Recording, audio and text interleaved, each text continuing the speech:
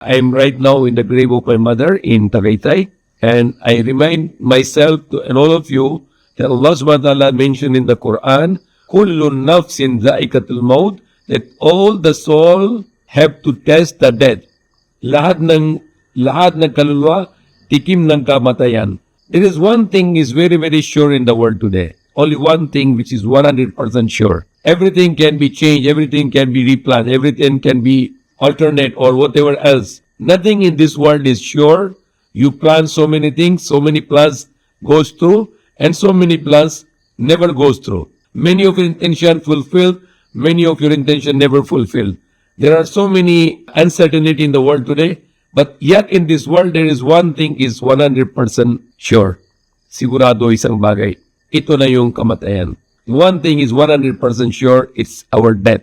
We might not get it what we needed in the life. We might get whatever we need in the life. We might be successful in something and we might be not successful in something. We can fulfill some of our plans, many of our plans we cannot fulfill. But this one thing is 100% sure, it's our death. The death will come to all of us. There are billions of people who wanted to reach and they will never get rich. But they all will get the death.